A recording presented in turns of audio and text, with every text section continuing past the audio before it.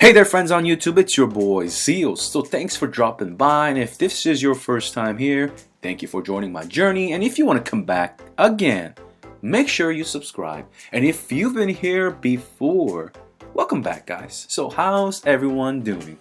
There's so much informative materials to cover today, and as always, I'm super hyped. So let's get it. Earlier this week, I bought the 6K gem box from the Halloween limited pack event. Have you? Leave a comment below. What did you get? I know I shouldn't have in terms of value for me. Alright, so I'm kind of gem starved.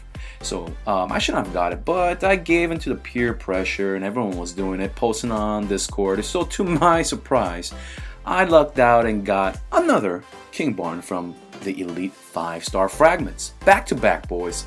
But speaking of King Barton, I've been getting a lot of questions and private messages on Discord and in group chats asking me to confirm whether his last passive, the counter attack, crits or not. What do you guys think? Does it crit? Does it not? I mean, there's tons of posts on Reddit, right? So in order to fully, and I mean fully test King Barton, I had to get on board a plane to Whiskeyjack's testing ground. Shout out and thank you so much. I have tested it for quite some time before making this video. I never thought to test it until now, since pre-buff, King Barton wasn't really endgame material on my server, and I saw a lot of people on Reddit posting that it does indeed crit his last passive. Including these people. I love them all, but we gotta get this straight, right? So however, upon watching his pre-buff videos that I made myself, remember that atrocious 35-minute movie? I can't call it a video because it's freaking 35 minutes. And testing him out thoroughly this time, I can 100% guarantee you guys that his last passive does not crit. However, alright, let's talk more about this. So there it is, guys. You got your short answer for now. Now, while testing this, I went ahead and did everything you ever wanted to know about this last passive. So jot this down, boys. These stats do not boost his last passive's damage, skill damage, crit chance, and crit damage. They do not affect his last passive. What does boost his last passive is, of course, attack, holy damage, armor break, armor reduce from heroes like Crew's basic attack, Rosa's, weaken from Crew's, as well as Heart Watcher. All these stats have been tested multiple times. I watched the replay slow motions. I'm not gonna post it here. I'm not gonna bore you guys out showing you just King Barton against a 2-target fight over and over and over again. Okay, I'm gonna show you a little bit. So sometimes people see yellow text from his last passive hitting forest heroes and think that's a crit, as well as seeing much bigger damage to heroes that are stunned. That is because he does extra damage to stun heroes. Sometimes we forget, guys, even including me. I also tested which stones perform better in a controlled environment. Okay, so attack rose 2 to 3 million ahead of crit stone in 15 rounds uninterrupted, meaning not CC'd, PvE context. There were no other supporting heroes, just King Barton alone with Dragon Pet. In PvP, crit will rise if there are any attack steals or reducers in your opponent's team, or if your King Barton eats CC or 2, then crit outweighs attack. So why does he do more damage when under CC with a crit stone? Because when he's under a hard CC, a non-silent CC, he does not counterattack, as you may know, and pretty much that attack, that renders attack kind of useless. As well as coming out of the CC, he has more skill damage to do more bursts with crit damage. Alright, so holy damage is a hybrid between doing good damage and having some form of survivability. Alright, so that's it for King Barton. Now, I also wanted to clear any misconceptions or questions regarding percent of attack dots damage over time in idle heroes. While at it, since we just got a newly released hero that benefits off bleed and burn dots, but poison as well works under same context. What I mean by percent of attack dots is heroes that apply damage over time dots, whether it be bleeds, burns, or poison, which is a percent of the attack the hero has, alright? First of all, since nobody has touched up on this ever, I wanted to talk about dot snapshotting, right?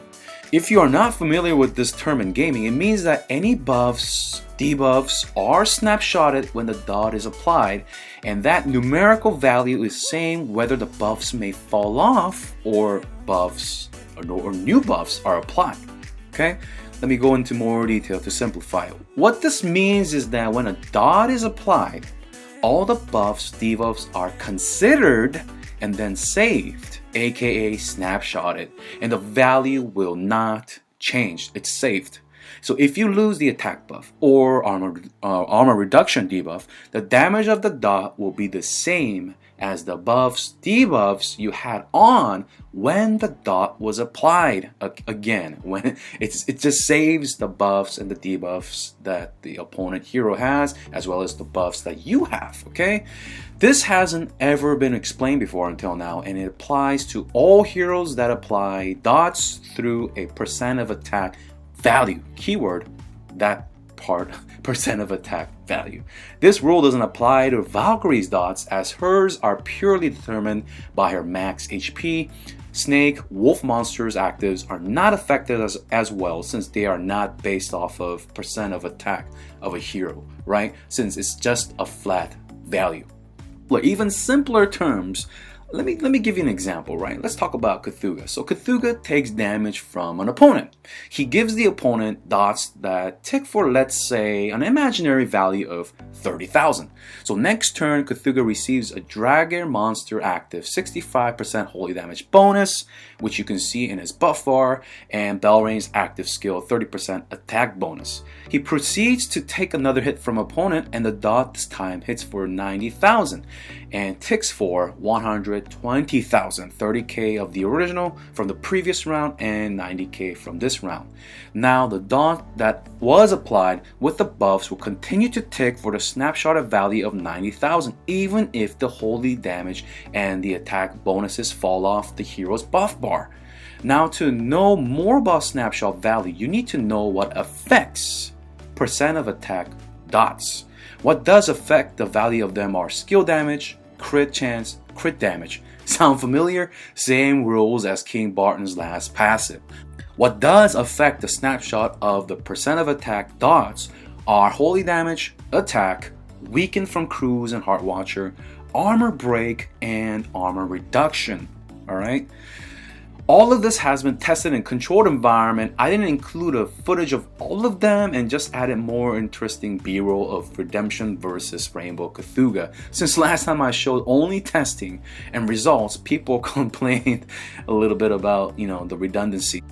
As for the fights themselves, the Rainbow team used to win at least 50 to 60% of the time with Cruz instead of Cthugha, but with Cthugha, he is winning less than 10%.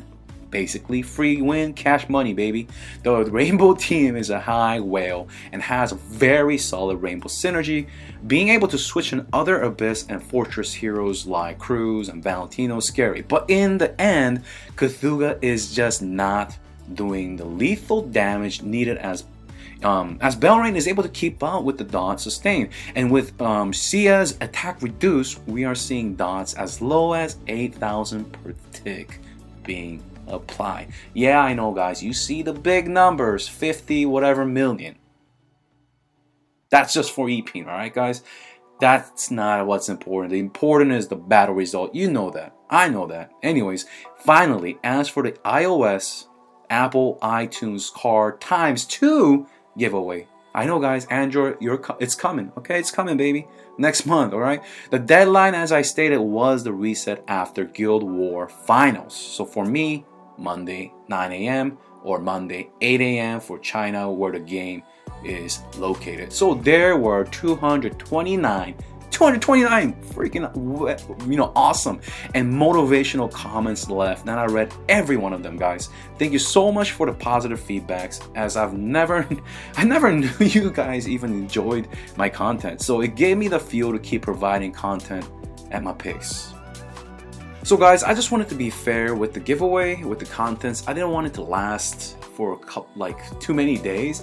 I gave it maybe a maximum of 2 days. I told you guys when the reset after the guild war ends, so after you guys can see all your fights and all that, when that goes away, that's when I cut the time. And there's been a lot of comments afterwards, but I did not count those this time. I just want to be fair and increase the odds of you guys winning. And so out of the 229 comments, now it's like 260 now, and out of those I picked out all the iOS comments, like I said, and I did the roll fairly, like you see here. And congratulations to Sage as well as Brian. Thank you guys for all participating. There's 3 more iOS cards that will be given out. In the next video, we'll be doing the giveaway again.